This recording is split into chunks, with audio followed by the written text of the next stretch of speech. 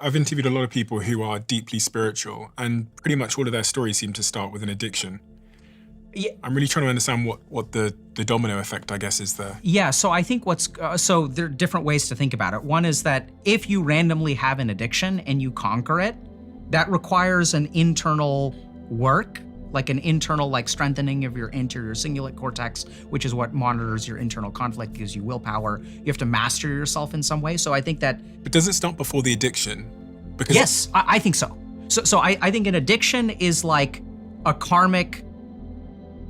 It's like signing yourself up for a boot camp when you're getting born. So you come into this earth prone to addiction, and then if you conquer that addiction, you will be a different person. And so I see a huge karmic kind of thing where we are given these addictions to spiritually grow, right? So when I lift a weight, it's not easy, but it makes me stronger.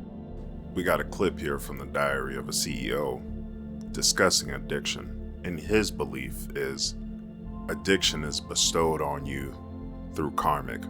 And to simplify this, a personality trait passed down through generations. But he feels that it is given to you, so you have obstacles to conquer.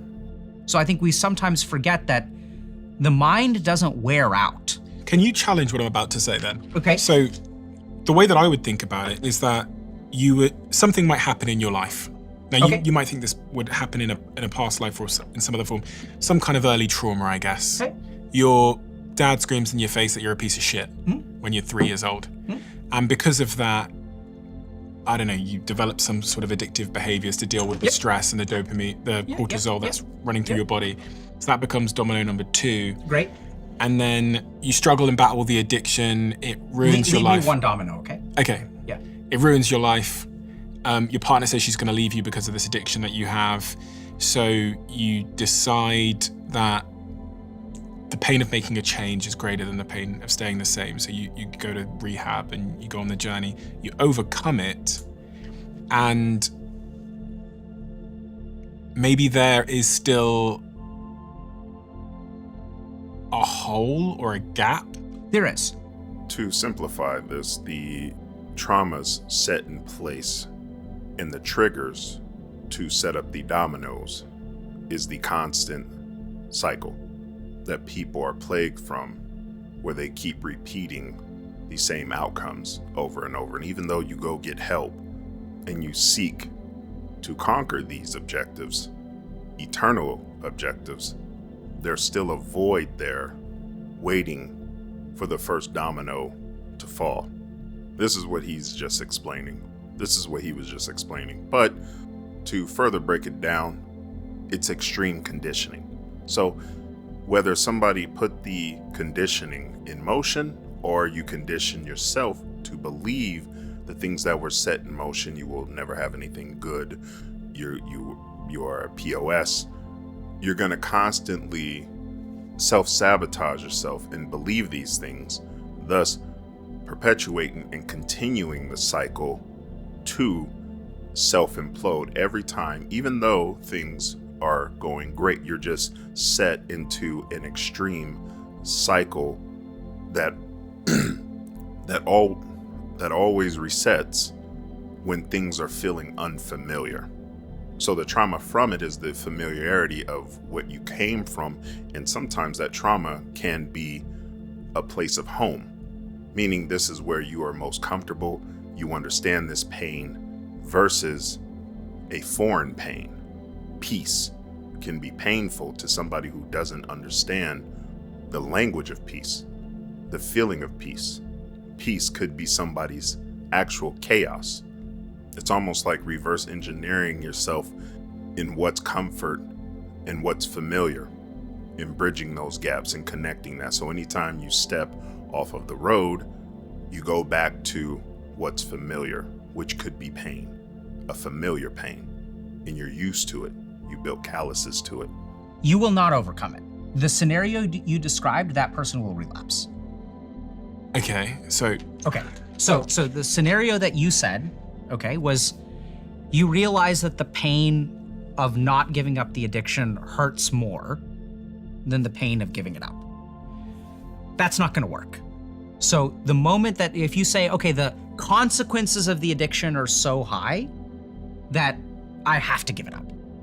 The reason that doesn't work is because you're being forced. Right? So if the goal of this is to give in to myself and reduce my total amount of pain, if it's a calculation to reduce my pain, I'm still giving into the part of myself that wants to lessen pain. You with me? Yeah. If I'm giving into the part of myself that wants to lessen pain, the addiction will continue. Not 100%, but that's like honestly my clinical experience. The way to beat it is saying, fuck it, there's gonna be pain. I'm gonna embrace that pain. I don't need to run away from pain anymore. I don't need to choose the lesser evil. I'm gonna choose the greater evil because it's the right thing to do. Surrender. Surrender and challenge, right? So that's what's kind of confusing for people. Surrender in this case means allowing yourself to walk the hard path. It's just not about walking the hard path. It's really about understanding what is taking place. With having an addictive personality, you're all in on whatever it is that you're doing. You're never really present. You're just fully jumping in. If there's a swimming pool, you're not dipping your toe in it, you're jumping in it. That is the addictive personality. All in on absolutely everything. But if you can learn how to be present in the matter and have the awareness of where this all stems from. So if you're a child and it begins with trauma, understanding that the people who bestowed this conditioning on you, instead of asking the questions of why, change that question of why me into what have you suffered from? And not you per se, but the people around you, the quote unquote gardeners who planted the seeds in you in what they were trying to grow, right? Because if we believe that words are spells, what spells were they casting? What were they trying to embed in you?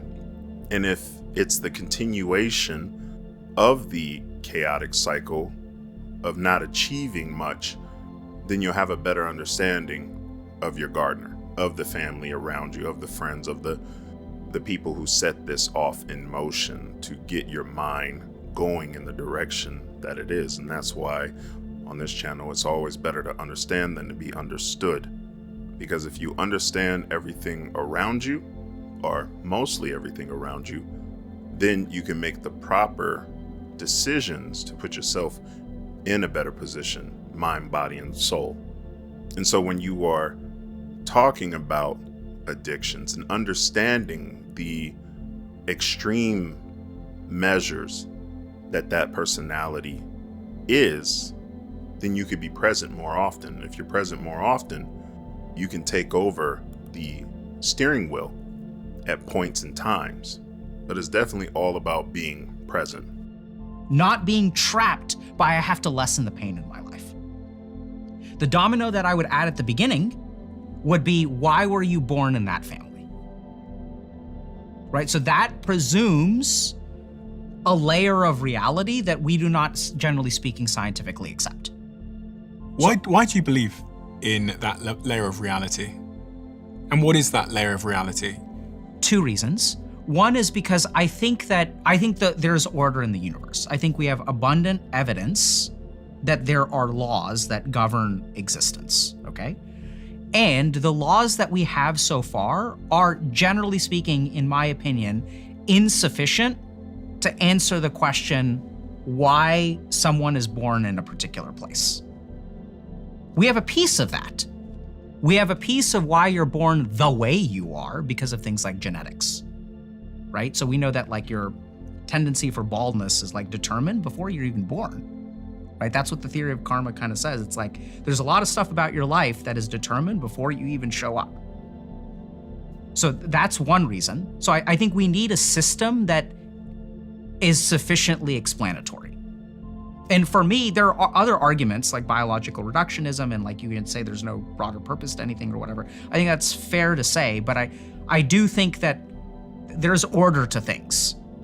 And I think if we have a reason why, if I have 3 dominoes, right? and I knock him over, this is the cause, but the finger is the cause. And then what is the cause of the finger moving? It's the shoulder, it's the head. It's that I am here in this room trying to explain a principle. So the causes keep on going back and back and back and back and back. Until you reach a singularity, right? Which is what Big Bang Theory says, is that cause and effect basically kind of got created. I don't know, maybe physicists understand this better than I do. But what's really fascinating is if you look at some of these old Eastern texts, they say that the universe is born out of a point called Bindu Visarga, which is literally described as a point of infinite energy, matter, and consciousness, which then explodes into the universe. Do you believe in a God? The link to this video will be in the description. You guys could check it out. It's a good watch.